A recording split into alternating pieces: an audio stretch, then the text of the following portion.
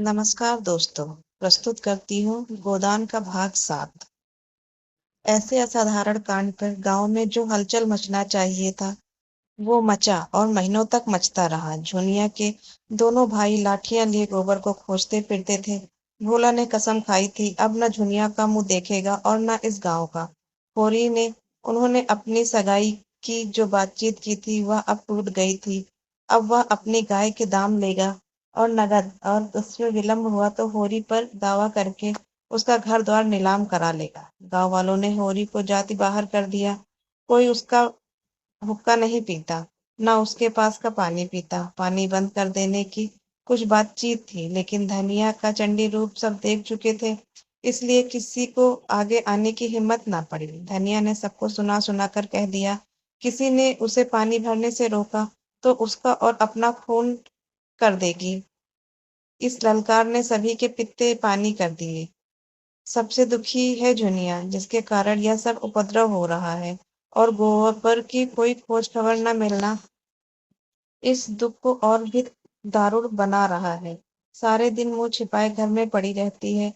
बाहर निकले तो चारों ओर से वाग्य बाड़ों की ऐसी वर्षा हो कि जान बचाना मुश्किल हो जाए। दिन भर घर के धंधे करती रहती है, और जब अवसर पाती है रो लेती है। हरदम थर थर कांपती रहती है कि कहीं धनिया कुछ कह ना बैठे।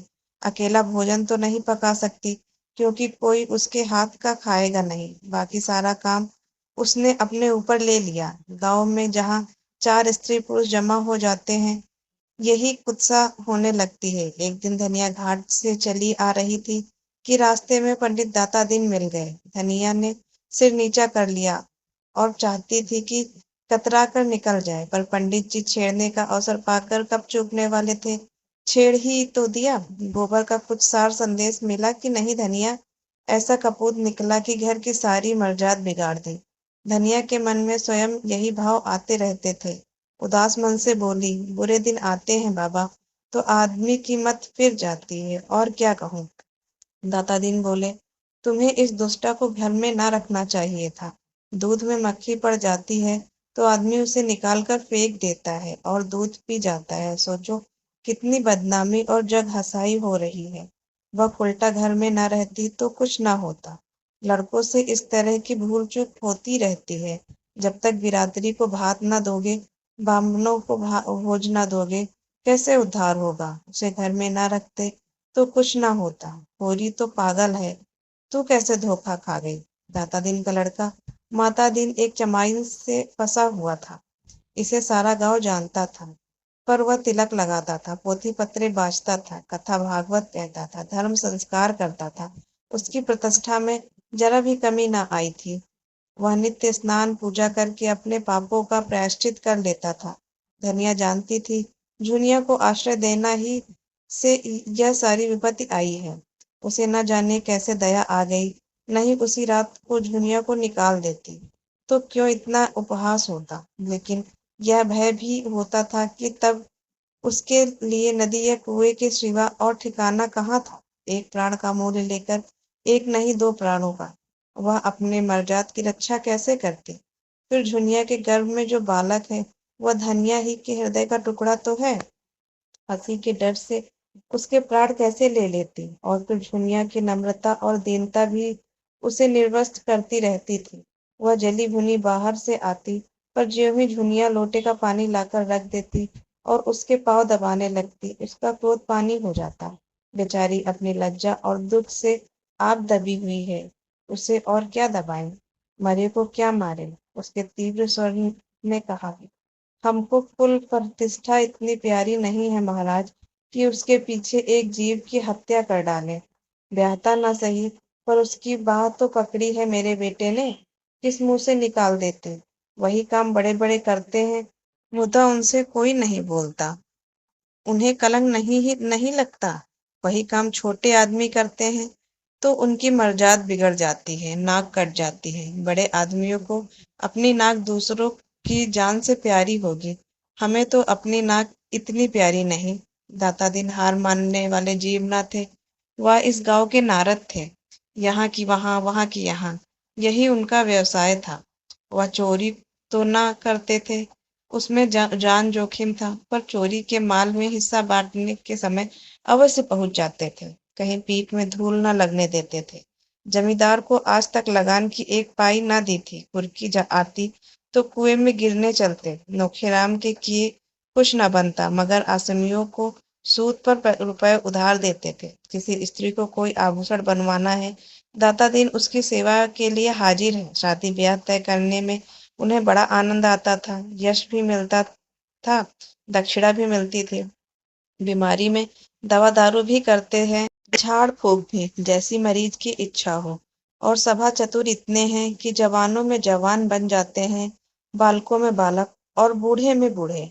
चोर के भी मित्र हैं और साह के भी। गांव में किसी को उन पर विश्वास नहीं है, पर उनकी वाणी में कुछ ऐसा आकर्षण है कि लोग बार बार धोखा खाकर भी उन्हीं की शरण जाते हैं। सिर और दाढ़ी हिलाकर बोले, यह तो ठीक कहती है धनिया, धर्मात्मा लोगों का यही धर्म है, लेकिन लोक रीत का निवाह तो करना ही पड़ता है। इस तरह एक दिन लाला पटेश्वरी ने होरी को छेड़ा। वह गांव में पुण्यात्मा मशहूर थे। पूर्णमासी को नित्य सत्यनारायण की कथा सुनते, पर पटवारी होने के नाते खेत बेगार में जुतवाते थे, सिंचाई बेगार में करवाते थे और असमियों को एक दूसरे से लड़ाकर रकमे मारते थे। सारा गांव उनसे कांपता था।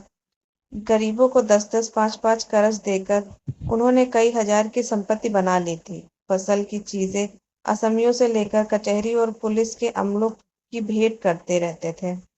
इससे इलाके भर में उनकी अच्छी धाक थी। अगर कोई उनके हत्थे नहीं चढ़ा तो वह दरोगा गंडा सिंह थे, जो हाल में इस इलाके में आए थे। परमार्थी भी थे। बुखार के दिनों में सरकारी कुनैन बांटकर यश कमाते थे। कोई बीमार आराम हो तो उसकी कुशल पूछने अवश्य जाते थे। छोटे मोटे झगड़े आपस में ही तय करा देते थे। शादी ब्याह में अपनी पालकी, कालीन और महफिल के सामान मंगनी देकर लोगों का उबार कर देते थे। मौका पाकर ना चूकते थे, पर जिसका खाते थे उसका काम भी करते थे। बोले, यह तुमने क्या रोग पाल लिया होरी? होरी ने पीछे फिरकर पूछा, तुमने क्या कहा लाला, मैंने सुना नहीं। पटेश्वरी पीछे से कदम बढ़ाते हुए बराबर आकर बोले, यही कह रहा था कि धनिया के साथ क्या तुम्हारी बुद्धि भी घास खा गई? झुनिया को क्यों नहीं उसके बाप के घर भेज देते? सेत मेत में अपनी हंसी करा रहे हो। न जाने किसका लड़का लेकर आ गई है और तुमने घर में बैठा लिया। अभी तुम्हारी दो दो लड़कियां ब्याहने को बैठी हुई हैं। सोचो कैसे बेड़ा पार होगा। होरी इस तरह की आलोचनाओं और शुभकामनाएं सुनते सुनते तंग आ गया था। खिन्न होकर बोला, यह सब मैं समझता हूँ लाला, लेकिन तुम ही बताओ मैं क्या करूं? मैं झुनिया को निकाल दूं तो भोला उसे रख लेगा। अगर वह राजी हो तो आज मैं उसे उनके घर भेज दूं। अगर तुम उन्हें राजी कर दो तो जन्म भर तुम्हारा एहसान मानूं। मगर वहां तो उनके दोनों लड़के खून करने को उतारू हो रहे हैं, फिर मैं उसे कैसे निकाल दूं? एक तो नालायक आदमी मिला कि उसकी बाह पकड़कर दगा दे गया। मैं भी निकाल दूं तो इस दशा में वह कहीं मेहनत मजूरी भी तो न कर सकेगी, कहीं डूब धस मरी तो किसे अपराध लगेगा? रहा लड़कियों का ब्याह, सो भगवान मालिक है। जब उसका समय आएगा कोई ना कोई रास्ता निकल ही आएगा। लड़की तो हमारी बिरादरी में आज तक कभी कुंवारी नहीं रही। बिरादरी के डर से हत्यारे का काम नहीं कर सकता। होरी नम्र भाव का आदमी था, सदा सिर झुकाकर चलता और चार बातें गम खा लेता था। हीरा को छोड़कर गांव में कोई उसका अहित न चाहता था, पर समाज इतना बड़ा अनर्थ कैसे सह ले? और उसकी मुटमर्दी तो देखो कि समझाने पर भी नहीं समझता। स्त्री पुरुष दोनों जैसे समाज को चुनौती दे रहे थे कि देखें कोई उनका क्या कर लेता है, तो समाज भी दिखा देगा कि उसकी मर्यादा तोड़ने वाला सुख की नींद नहीं सो सकता। उसी रात को यह इस समस्या पर विचार करने के लिए गांव में विधाताओं की बैठक हुई। दादा दिन बोले, मेरी आदत किसी की निंदा करने की नहीं है। संसार में क्या क्या कुकर्म नहीं होता, अपने से क्या मतलब? मगर वह राण धनिया तो मुझसे लड़ने पर उतारू हो गई। भाइयों का हिस्सा दबाकर हाथ में 4 पैसे हो गए तो अब कुपथ के सिवा और क्या सूझेगी? नीच जात जहाँ पेट भर रोटी खाई और टेढ़े चले, इसी से तो शास्त्रों में कहा है, नीच जात लतियाए अच्छा। पटेश्वरी ने नारियल का कस लगाते हुए कहा, यही तो इनमें बुराई है कि 4 पैसे देखे और आंखें बदली। आज होरी ने ऐसी हेकड़ी जताई कि मैं अपना सा मुंह लेकर रह गया। न जाने अपने को क्या समझता है। अब सोचो, इस अनीत का गांव में क्या फल होगा। दुनिया को देखकर दूसरी विधवाओं का मन बढ़ेगा कि नहीं। आज भोला के घर में यह बात हुई, कल हमारे तुम्हारे घर में भी होगी। समाज तो भय के बल से चलता है। आज समाज का अंकुश जाता रहे, फिर देखो संसार में क्या क्या अनर्थ होने लगते हैं। झिंगुर सिंह 2 स्त्रियों के पति थे। पहले स्त्री 5 लड़के लड़कियां छोड़कर मरी थी। उस समय इनकी अवस्था 45 के लगभग थी। पर आपने दूसरा विवाह किया और जब उससे कोई संतान न हुई तो तीसरा विवाह कर डाला। अब इनकी 50 की अवस्था थी और 2 जवान पत्नियां घर में बैठी हुई थी। उन दोनों ही के विषय में तरह तरह की बातें फैल रही थी, पर ठाकुर साहब की डर से कोई कुछ कह न सकता था, और कहने का अवसर भी तो हो। पति की आड़ में सब कुछ जायज है, मुसीबत तो उसका है जिसे कोई आड़ नहीं। ठाकुर साहब स्त्रियों पर बड़ा कठोर शासन रखते थे और उन्हें घमंड था कि उनकी पत्नियों का घूंघट तक किसी ने न देखा होगा। मगर घूंघट की आड़ में क्या होता है उसकी उन्हें क्या खबर। बोले, ऐसी औरत का तो सिर काट ले। होरी ने उस उल्टा को घर रखकर समाज में बीज बोया है। ऐसे आदमी को गांव में रहने देना सारे गांव को भ्रष्ट करना है। राय साहब को इसकी सूचना देनी चाहिए। साफ साफ कह देना चाहिए, अगर गांव में यह अनीति चली तो किसी की आबरू सलामत न रहेगी। पंडित नोखेराम कारकुन बड़े कुलीन ब्राह्मण थे। इनके दादा किसी राजा के दीवान थे, पर अपना सब कुछ भगवान के चरणों में भेंट करके साधु हो गए थे। इनके बाप ने भी राम नाम की खेती में उम्र काट दी। नोखे राम ने भी वही भक्ति तड़के में पाई थी। प्रातःकाल पूजा पर बैठ जाते थे और 10 बजे तक बैठे बैठे राम नाम लिखा करते थे। मगर भगवान के सामने से उठते ही उनकी मानवता इस अवरोध में विकृत होकर उनके मन, वचन और कर्म सभी को विरक्त कर देती थी। इस प्रस्ताव में उनके अधिकार का अपमान होता था। फूले हुए गालों में धसी हुई आंखें निकालकर बोले, इसमें राय साहब से क्या पूछना है। मैं जो चाहूं कर सकता हूँ। लगा दो 100 रुपए डांड, आप गांव छोड़कर भागेगा।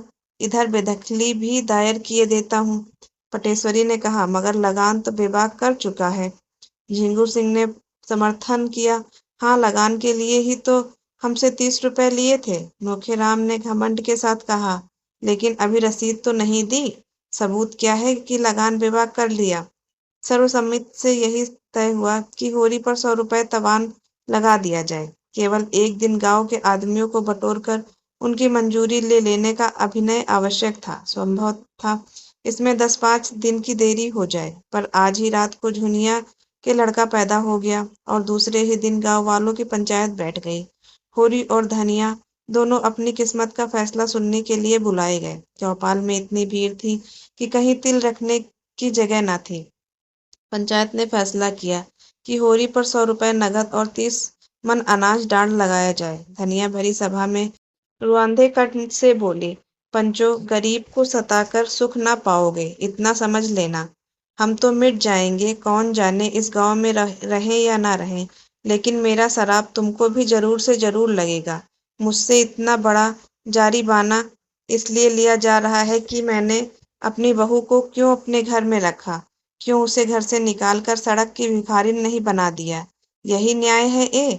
पटेश्वरी बोले, वह तेरी बहू नहीं है, हरजाई है। होरी ने धनिया को डांटा, तू क्यों बोलती है धनिया? पंच में परमेश्वर रहते हैं, उनका जो न्याय है वह सिर आंखों पर। अगर भगवान की यही इच्छा है कि हम घर गांव छोड़कर भाग जाएं, तो हमारा क्या बस। पंचो, हमारे पास जो कुछ है वह अभी खलिहान में है, एक दाना भी घर में नहीं आया। जितना चाहो ले लो, सब लेना चाहो सब ले लो, हमारा भगवान मालिक है। जितनी कमी पड़े उसमें हमारे दोनों बैल ले लेना। धनिया दांत कटकटाकर बोली, मैं एक दाने ना अनाज दूंगी, ना एक कौड़ी डांट। जिसमें बूता हो चलकर मुझसे ले। अच्छी दिल लगी है, सोचा होगा डांट के बहाने इसकी सब जायदाद ले लो और नजराना लेकर दूसरों को दे दो। बाग बगीचे बेचकर मजे से तरमाल उड़ाओ। धनिया के जीते जी या नहीं होगा, और तुम्हारी लालसा तुम्हारे मन में ही रहेगी। हमें नहीं रहना है बिरादरी में। बिरादरी में रहकर हमारी मुकुट न हो जाएगी। अब भी अपने पसीने की कमाई खाते हैं, तब भी अपने पसीने की ही कमाई खाएंगे। होरी ने उसके सामने हाथ जोड़कर कहा, धनिया तेरे पैर पड़ता हूँ, चुप रह। हम सब बिरादरी के चाकर हैं, उसके बाहर नहीं जा सकते। वह जो डांट लगाती है उसे सिर झुकाकर मंजूर कर। नक्कू बनकर जीने से तो गले में फांसी लगा लेना अच्छा है। आज मर जाए तो बिरादरी ही तो इस मिट्टी को पार लगाएगी, बिरादरी ही तारेगी तो तरेंगे। पंचो, मुझे अपने जवान बेटे का मुंह देखना नसीब न हो, अगर मेरे पास खलिहान के अनाज के सिवा और कोई चीज हो, मैं बिरादरी से दगा न करूंगा। पंचों को मेरे बाल बच्चे पर दया आए तो उनकी कुछ परवरिश करें, नहीं मुझे तो उनकी आज्ञा पालनी है। धनिया झल्लाकर वहां से चली गई और होरी पहर रात तक खलिहान से अनाज ढो ढोकर झींगुर सिंह की चौपाल में ढेर करता रहा। 20 मन जौ था, 5 मन गेहूं और इतना ही मटर, थोड़ा सा चना और तिलहन भी था। अकेला आदमी और 2 गृहस्थियों का बोझ। यह जो कुछ हुआ धनिया के पुरुषार्थ से हुआ। झुनिया भीतर का सारा काम कर लेती थी और धनिया अपनी लड़कियों के साथ खेती में जुट गई थी। दोनों ने सोचा था गेहूं और तिलहन से लगान की एक किस्त अदा हो जाएगी और हो सके तो थोड़ा थोड़ा सूद भी दे देंगे। जो खाने के काम में आएगा, लंगे तंगे 5-6 महीने कट जाएंगे। तब तक ज्वार मक्का सवा धान के दिन आ जाएंगे। वह सारी आशा मिट्टी में मिल गई। अनाज तो हाथ से गया ही, 100 रुपए की गठरी और सिर लद गई। अब भोजन का कहीं ठिकाना नहीं और गोबर का क्या हाल हुआ भगवान जाने। न हाल न हवाल। अगर दिल इतना कच्चा था तो ऐसा काम ही क्यों किया, मगर होनहार को कौन टाल सकता है। बिरादरी का वह आतंक था कि अपने सिर पर लाद कर अनाज ढो रहा था, मानो अपने हाथ अपनी कब्र खोद रहा हो। जमींदार साहूकार सरकार कितना रौब था। कल बाल बच्चे क्या खाएंगे, इसकी चिंता प्राणों को सोख लेती थी। पर बिरादरी का भय पिशाच की भांति सिर पर सवार अंकुश दिए जा रहा था। बिरादरी से पृथक जीवन की वह कोई कल्पना ही न कर सकता था। शादी ब्याह मुंडन छेदन जन्म मरण सब कुछ बिरादरी के हाथ में है। बिरादरी उसके जीवन में वृक्ष की भांति जड़ जमाए हुए थी और उसके नशे उसमें रोम रोम में बंधी हुई थी। बिरादरी से निकलकर उसका जीवन विश्रृंखल हो जाता, तार तार हो जाएगा। जब खलिहान में केवल 1.5-2 मन जौ रह गया तो धनिया ने दौड़कर उसका हाथ पकड़ लिया और बोली, अच्छा अब रहने दो, डेढ़ तो चुके बिरादरी की लाज। बच्चों के लिए भी कुछ छोड़ोगे कि सब बिरादरी के भांड में झोंक दोगे। मैं तुमसे हार जाती हूँ, मेरे भाग्य में तुम ही जैसे बुद्धू का संग लिखा था। होरी ने अपना हाथ छुड़ाकर टोकरी में शेष अनाज भरते हुए कहा, यह ना होगा धनिया। पंचों की आग बचाकर एक दाना भी रख लेना मेरे लिए हराम है। मैं ले जाकर सब का सब वहां ढेर कर देता हूँ। फिर पंचों के मन में दया उपजेगी तो कुछ माल मेरे बाल बच्चों के लिए देंगे, नहीं भगवान मालिक है। धनिया तिलमिलाकर बोली, यह पंच नहीं है, राक्षस है, पक्के राक्षस। यह सब हमारी जगह जमीन छीन कर माल मारना चाहते हैं। डांट तो बहाना है, समझाती जाती हूँ पर तुम्हारी आंखें नहीं खुलती। तुम इन पिशाचों से दया की आशा रखते हो, सोचते हो 10-5 मन निकाल कर तुम्हें दे देंगे। मुंह धो रखो। जब होरी ने न माना तो टोकरी सिर पर रख के चलने लगा तो धनिया ने दोनों हाथों से पूरी शक्ति से टोकरी पकड़ ली और बोली, इसे तो मैं ना ले जाने दूंगी, चाहे तुम मेरी जान ही ले लो। मर मर कर हमने कमाया, पहर रात रात को सींचा, अगोरा इसलिए कि पंच लोग मूछों पर ताव देकर भोग लगाएं और हमारे बच्चे दाने दाने को तरसे। तुम्हें अकेले ही सब कुछ नहीं कर लिया है, मैं भी अपनी बच्चियों के साथ सती हुई हूँ। सीधे से टोकरी रख दो, नहीं आज सदा के लिए नाता टूट जाएगा, कह देती हूँ। थोड़ी सोच में पड़ गया। धनिया के कथन में सत्य था। उसने अपने बाल बच्चों की कमाई छीनकर तवान देने का क्या अधिकार है। वह घर का स्वामी इसलिए है कि सबका पालन करे, इसलिए नहीं कि उनकी कमाई छीनकर बिरादरी की नजरों में मूर्ख बने। टोकरी उसके हाथ से छूट गई। धीरे से बोला, तू ठीक कहती है धनिया, दूसरे के हिस्से पर मेरा कोई जोर नहीं है। जो कुछ बचा है वह ले जा, मैं जाकर पंचों से कह देता हूँ। धनिया अनाज की टोकरी घर में रखकर अपनी दोनों लड़कियों के साथ पोते के जन्मोत्सव में गला फाड़ फाड़ कर सोहर गा रही थी, जिससे सारा गांव सुन ले। आज यह पहला मौका था कि ऐसे शुभ अवसर पर बिरादरी की कोई औरत न थी। सौर में धुनिया ने कहला भेजा था, सौर गाने का काम नहीं है। लेकिन धनिया कब मानने लगी।